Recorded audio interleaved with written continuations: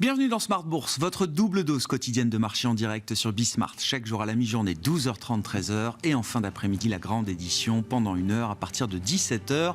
Rediffusée à 20h sur Bismart TV. Émission que vous retrouvez chaque jour en replay sur bismart.fr et en podcast sur l'ensemble de vos plateformes. Au sommaire de cette édition de la mi-journée, le rebond des actions et des actions européennes notamment qui se poursuit. Rebond qui a été entamé vendredi dernier après un trou d'air d'un peu plus de 3% pour les actions européennes sur la semaine écoulée. La reprise se poursuit aujourd'hui avec toutefois des volumes qui restent très très faibles en termes de volume d'activité sur les marchés boursiers européens. Des volumes qui sont très limités par exemple à la Bourse de Paris, entre 2 milliards, 2 milliards 5 sur les dernières séances, ce qui montre quand même qu'il y a sans doute un peu de prudence derrière ce rebond qui ramène néanmoins le CAC 40 à plus de 7250 points à mi-séance. Une reprise de 0,7% encore pour l'indice parisien à mi-séance aujourd'hui. En attendant, le chiffre pour lequel la planète marché s'est levée ce matin, le chiffre d'inflation aux États-Unis pour le mois de juin qui sera publié à 14h30 heure française en début d'après-midi.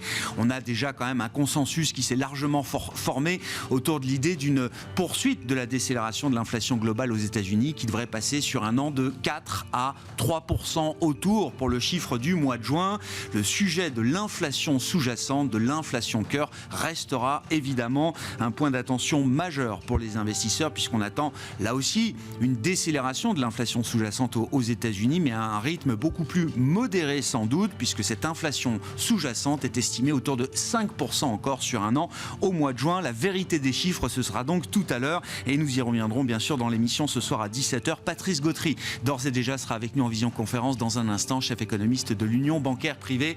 Et puis nous reviendrons également sur les enjeux de la saison de résultats qui va commencer dans les prochaines heures et les prochains jours avec parmi les grandes questions l'idée de savoir comment est-ce que le thème de l'intelligence artificielle se diffuse ou non au-delà de quelques grandes valeurs américaines qui ont été les premiers véhicules évidents pour investir sur le thème de l'IA. On parle bien sûr des semi-conducteurs avec l'emblématique Nvidia désormais et puis le groupe des GAFAM qui a bien profité également de l'enthousiasme autour de l'IA générative. Est-ce que ce thème se diffuse désormais au-delà de ce premier cercle technologique? Ce sera sans doute une des attentes des investisseurs à travers les conférences, analystes et les commentaires qui pourront être délivrés par les grands groupes américains et européens. Nous évoquerons ce thème de l'IA avec Anis Lalou qui sera avec nous également en visioconférence dans cette demi-heure, le directeur des investissements d'Aperture Investors.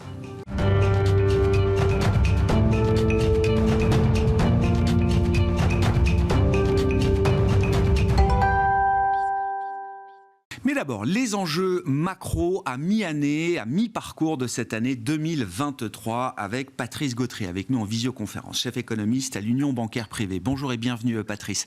Merci beaucoup d'être avec nous. C'est donc le chiffre pour lequel tout le monde s'est levé ce matin, le rapport mensuel sur l'inflation aux États-Unis pour le mois de juin qui sera publié en début d'après-midi et qui viendra compléter la photographie de l'économie américaine à la fin du deuxième trimestre, à la fin du mois de juin. On a déjà eu le rapport sur l'emploi qui montre un taux de chômage à 3,6% à fin juin. On a des estimations assez précises avec des modèles instantanés de la croissance américaine sur l'ensemble du deuxième trimestre qui sera sans doute supérieur à 2% en rythme trimestriel annualisé et donc une inflation globale attendue autour de 3% après 4% sur un an au mois de mai. Patrice, quand on regarde cette photographie qui est un instantané, on se dit quand même que ça reste une photographie assez enviable. Un an après un pic d'inflation à plus de 9% aux États-Unis et 15-16 mois après le début des hausses de taux et 500 points de base de hausse de taux encaissés par l'économie américaine. Alors, la situation n'est pas tout à fait aussi rose que cela. Et en fait, je pense que la situation est plutôt déséquilibrée. Alors, peut-être enviable, effectivement, par rapport aux chiffres, mais néanmoins, n'oublions pas que le secteur manufacturier est en récession, qu'on a un secteur immobilier qui vient de tout juste de stabiliser avec des prix de l'immobilier qui baissent entre 8 et 10% sur un an. Et même dans les secteurs d'emploi, on a vu que, par exemple, les créations d'emplois pour les services aux entreprises, eh bien, en fait, n'étaient pas des créations, mais étaient des destructions d'emplois pour à peu près la première fois. Donc la situation est, à mon avis, peu enviable et elle traduit un déséquilibre. le déséquilibre, effectivement, entre des secteurs qui ralentissent, qui ont déjà ralenti, et des secteurs qui ont de la peine à ralentir parce que l'action de la Fed, pour l'instant, n'est pas encore suffisamment portée ou suffisamment forte. Donc, deux choses l'une, soit on continue comme cela et effectivement l'activité manufacturière se stabilise et repart, et c'est en fait les services qui continuent à tirer l'activité, mais là, on est dans un scénario dans lequel l'inflation cœur, vous l'avez rappelé cet après-midi, elle est encore attendue à 4%, alors que l'inflation globale est attendue à moins de 15%. Donc dans ce scénario-là, le risque, ce serait que l'inflation cœur ne baisse pas ou ne baisse très très peu. Et on est dans une image qu'aiment bien les anglo-saxons, c'est celle de la grenouille qui est jetée dans la marmite d'eau chaude. Vous montez la température, donc là la Banque centrale, et l'inflation, et il y a un moment où effectivement la grenouille, là ce serait la croissance américaine, eh bien finit par mourir parce qu'elle est ébouillantée. Le deuxième voie qui me semble beaucoup plus, je dirais, non seulement acceptable, mais désirable, et là je fais presque du normatif, et qui commence effectivement à poindre le bout de son nez, c'est une situation dans laquelle en fait on a un rebalancement progressif. Donc on oublie peut-être un peu les débats sur récession par récession, forte ou pas. Elle ne sera pas forte, il y aura peut-être des contractions. Mais ce qui est plus intéressant, c'est ce que l'on vient de mentionner, c'est-à-dire il y a un rebalancement qui est en train de se faire entre des secteurs des services, la consommation, qui vont probablement ralentir, continuer à ralentir, c'est déjà engagé dans certains secteurs, vers et en faveur de secteurs qui sont faibles aujourd'hui, le secteur manufacturier, le secteur de l'immobilier, on l'a vu, il est en transition. Et puis l'investissement en équipement, lui, s'est dégradé par rapport, si l'on compare en fait au taux d'investissement en équipement par rapport au PIB, eh bien le PIB a continué sa marche avec la consommation, avec le stock et avec quelques exportations, alors que l'investissement en équipement, lui, a décalé. Donc le scénario enviable, pour faire référence à ce que vous disiez en début d'interview, eh bien, ce serait ce scénario de rebalancement progressif des moteurs de la croissance, moins de consommation, moins de services, plus de manufacturiers et surtout plus d'investissements productifs. Et il est possible d'imaginer, Patrice, que ce rebalancement, comme vous dites, cette mécanique se déroule de manière presque simultanée, c'est-à-dire l'affaiblissement des services continue devant nous au moment où l'industrie, le manufacturier, l'immobilier aurait peut-être touché un point bas. Est-ce que c'est quelque chose qu'on peut imaginer ? Oui, on peut l'imaginer et c'est envisageable grâce au fait qu'il y a, je dirais, des plans gouvernementaux, les fameux IRA, Inflation Reduction Act, dont on sait que ça n'a rien à voir avec l'inflation puisque c'est un programme de subsides, de subventions en faveur en fait des semi-conducteurs, en faveur aussi des nouvelles technologies. Donc en définitive, là je m'adresse en fait aux deux autres composantes de l'investissement, l'investissement en infrastructure et en nouvel équipement, nouvelle infrastructure et l'investissement en recherche et développement. Et ces deux composantes-là ont heureusement, pour les recherches et développement, peu ralenti, elles progressent sur un an encore entre 5 et 7%. Et l'investissement en extension de capacité de production, eh bien, lui a rebondi. Il a rebondi effectivement avec l'idée que l'État gouvernemental, l'État fédéral américain est en train de subventionner le prochain cycle d'investissement dans les nouvelles technologies. Alors, ce n'est pas simplement l'intelligence artificielle, mais c'est aussi, bien entendu, la course à établir les semi-conducteurs. Donc, une relance en fait accélérée, permettre en fait ce rebalancement, d'une part parce que vous avez une carotte et des fonds publics qui arrivent avec les programmes publics liés à l'IRA, et d'autre part vous avez, pour appuyer un peu plus sur les services, eh bien une politique monétaire qui reste restrictive, même si on s'arrête au mois de juillet. Même si on montait, ce qui n'est pas mon scénario, au mois de septembre, on a une politique monétaire restrictive et des conditions de crédit de la part des banques commerciales qui vont peser de plus en plus sur la consommation des ménages et des ménages à plus bas revenus qui, eux, dépendent maintenant beaucoup plus du secteur du crédit que l'épargne, puisque ces ménages à bas revenus ont déjà utilisé leur épargne. Donc, progressivement, ce serait le Goldilocks scénario, en quelque sorte, qui permettrait de ce passage. Aujourd'hui, il est possible, effectivement, de voir ce scénario.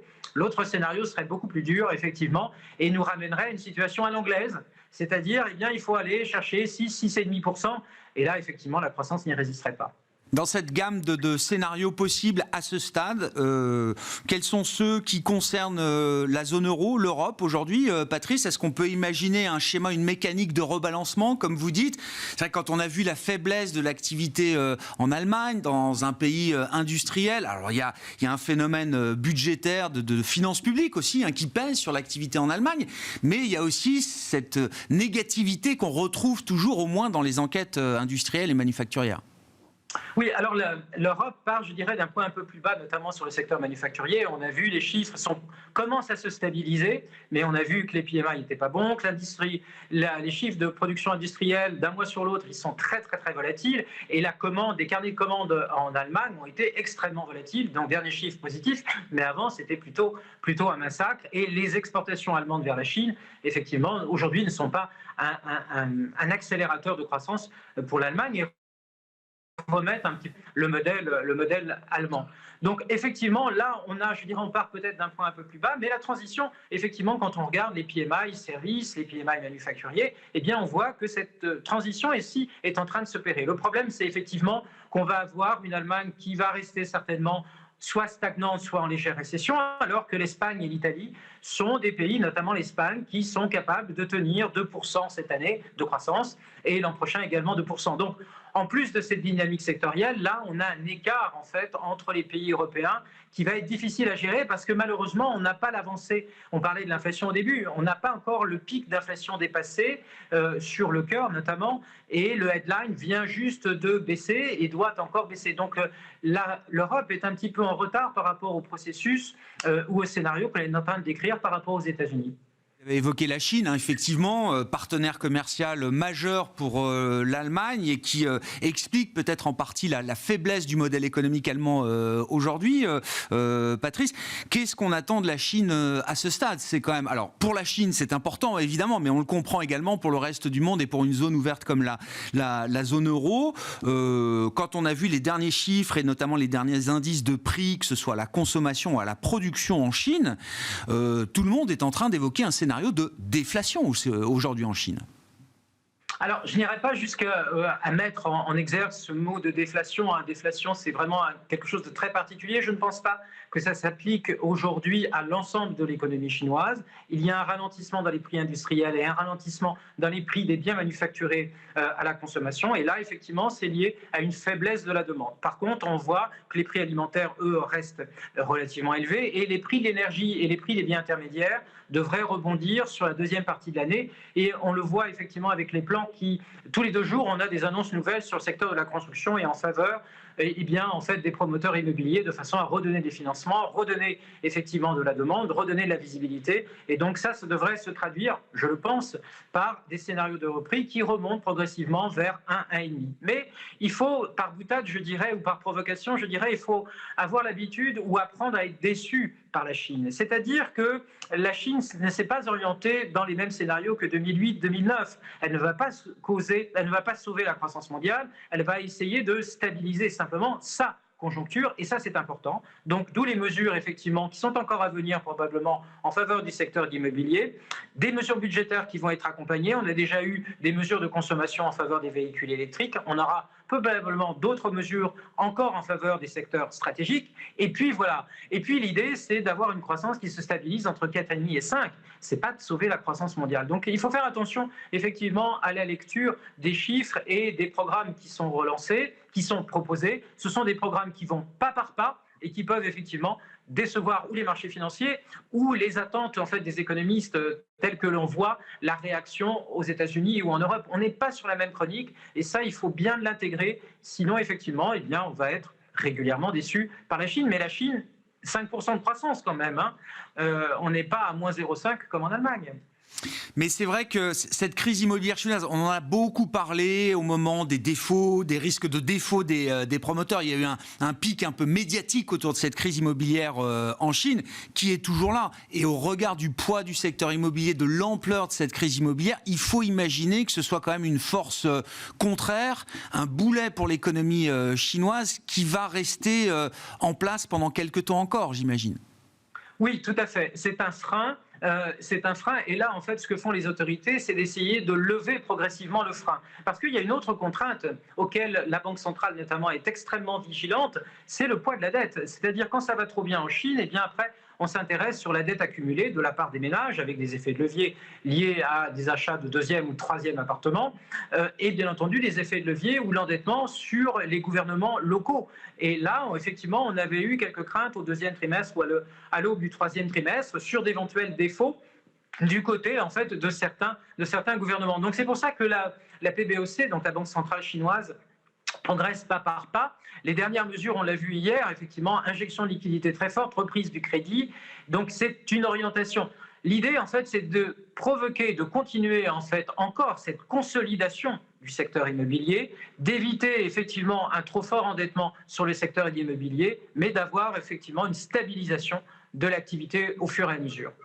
Merci beaucoup Patrice, merci pour cet éclairage et ce tour d'horizon macro à mi-parcours de cette année 2023 et quelques heures maintenant avant la publication du chiffre qui sera regardé par l'ensemble des investisseurs mondiaux, à savoir le rapport mensuel sur l'inflation aux États-Unis pour le mois de juin qui sera donc publié à 14h30 en début d'après-midi. Je vous rappelle qu'on attend une belle marche à la baisse en matière d'inflation globale puisque en rythme sur un an on devrait passer de 4 à 3%, mais l'inflation cœur restera sans doute un sujet avec une décélération qui devrait être moins prononcée pour l'inflation sous-jacente américaine, attendue autour de 5% encore sur un an au mois de juin. Réponse tout à l'heure à 14h30 et les commentaires évidemment à suivre ce soir dans la grande édition de Smart Bourse à partir de 17h. Patrice Gautry, chef économiste de l'Union bancaire privée qui était avec nous en visioconférence.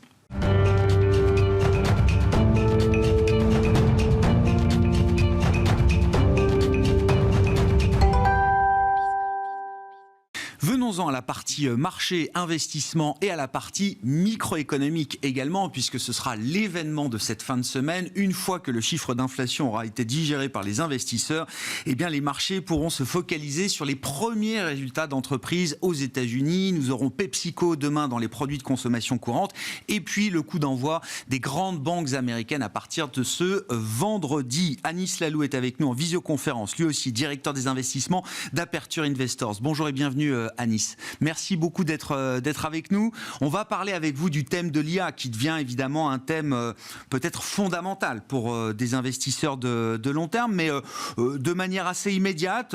Quelle est la vue de marché que vous avez à quelques heures, quelques jours maintenant du démarrage de cette saison de publication de résultats pour le deuxième trimestre? Quels sont selon vous les enjeux et quelles sont les attentes du marché telles que vous pouvez les lire aujourd'hui, Anis?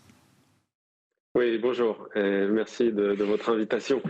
Alors oui, la saison de résultats est très attendue, effectivement. Et malheureusement, je ne pense pas qu'elle puisse trancher le débat qu'on voit aujourd'hui sur le marché. Alors pour nous, aujourd'hui, le marché est en train osciller entre la résilience et de temps en temps les craintes de fin de cycle. Et donc on cherche ces fameux signes de fin de cycle. Et je ne pense pas que la session de résultats qu'on va avoir puisse donner une réponse tranchée à cette question. En tout cas, là où on est aujourd'hui, c'est qu'un marché qui a envie de croire dans la résilience. Et aujourd'hui, dans notre outlook, dans les pre-call earnings qu'on a, effectivement, on voit l'impact avec retardement de ces fameux taux qui montent. Et on voit des poches de faiblesse dans la construction, dans certains segments de la consommation, etc. Néanmoins, je pense qu'on a aussi de la résilience par ailleurs, et c'est ce qu'on essaye d'avoir plus de clarté. Ce sur quoi on essaie d'avoir plus de clarté dans cette earnings season. Au-delà de l'aspect conjoncturel, cyclique, des messages qui vont être portés par les managements et les dirigeants des grandes entreprises, je crois que tout le monde sera intéressé de savoir, 6-9 mois après l'avènement du GPT, de l'IA générative, la révélation de ChatGPT au monde entier, tout le monde sera intéressé de savoir comment et jusqu'où ce thème de l'IA générative se diffuse à ce stade, Anis. La question étant de savoir, est-ce que ça reste un thème d'investissement circonscrit encore à quelques méga caps américaines, essentiellement, ou est-ce que c'est déjà un thème qui va au-delà? Oui, ben ça c'est une question, je pense, extrêmement intéressante parce que ce que le marché aujourd'hui price est justement que ce thème est complètement circonspect à ces 7 magnifiques valeurs, et en particulier Nvidia. Maintenant, ça ne fait aucun doute que c'est un outil, l'intelligence artificielle, que l'intelligence artificielle générative est un outil qui est les plus généralistes, et donc la diffusion de l'impact de cet outil, non seulement elle est dans les plus grandes masses, et elle est à attendre, et elle n'est pas encore venue, on l'a pas encore vue, mais en plus de ça, elle est de nature à soutenir l'ensemble de l'économie si elle se met en marche.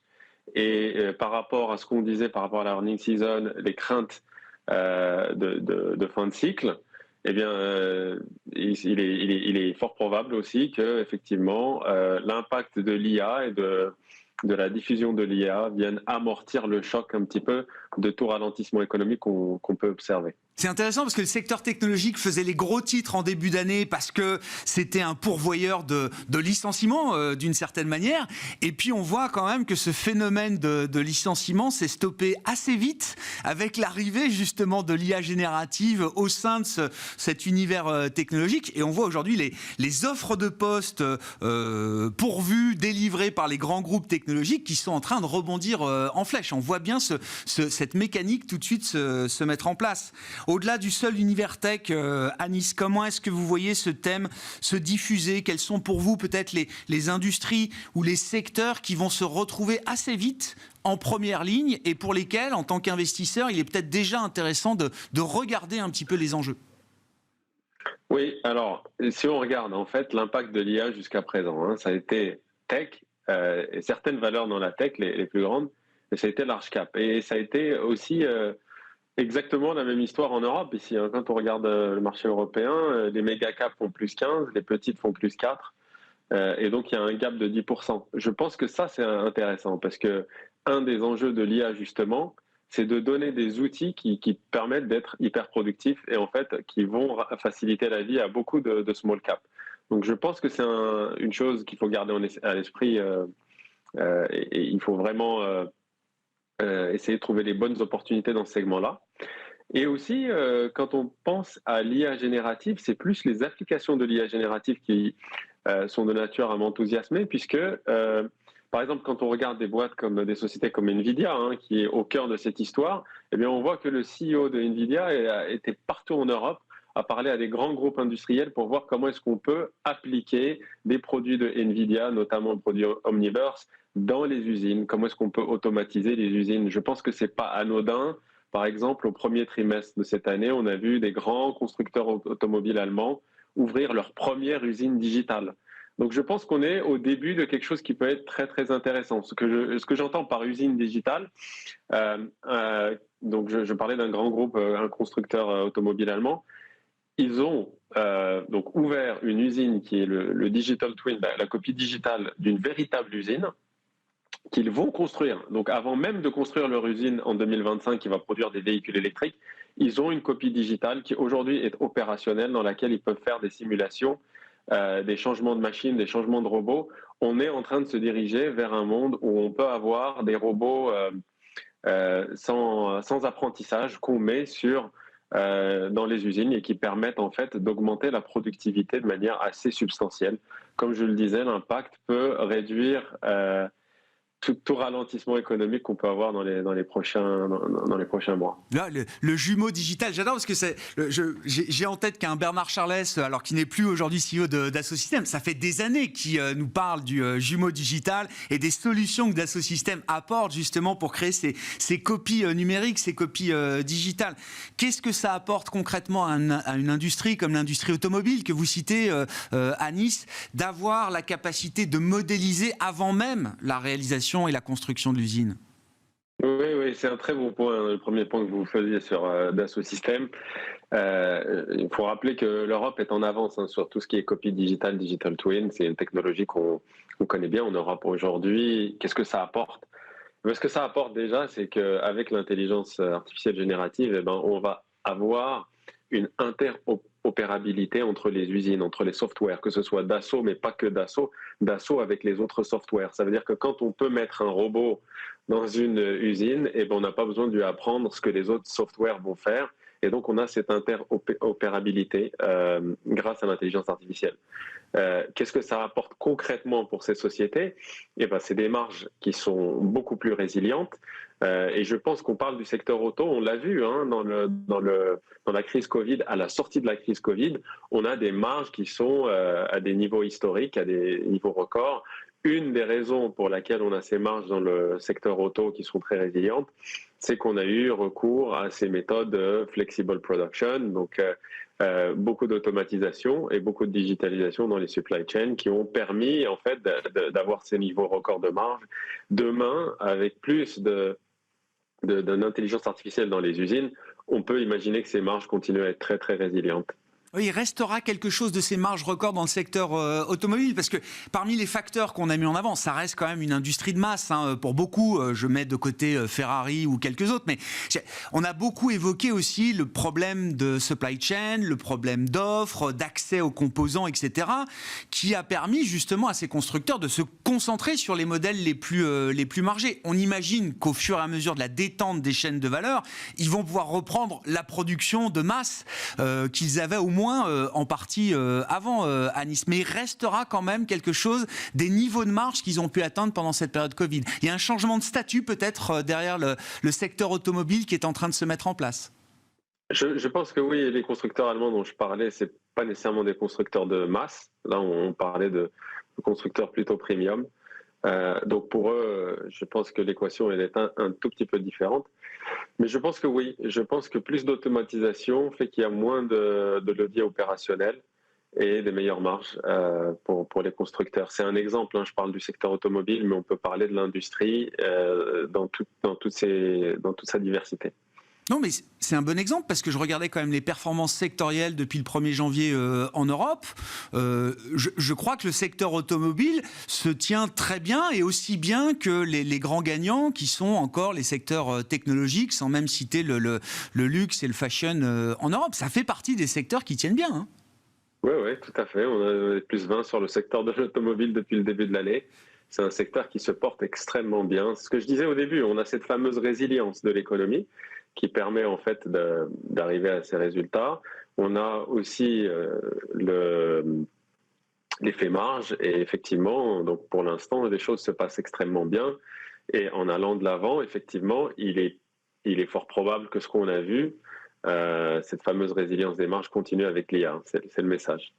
Merci beaucoup Anis. Merci pour votre analyse de cette situation de marché autour notamment du thème de l'IA qui restera évidemment le grand thème que 2023 aura vu naître dans les marchés et chez les investisseurs. Anis Lalou, directeur des investissements d'Aperture Investors qui était avec nous en visioconférence. Voilà pour cette édition Smart Bourse de la mi-journée. On se retrouve évidemment à 17h en direct sur Bismart.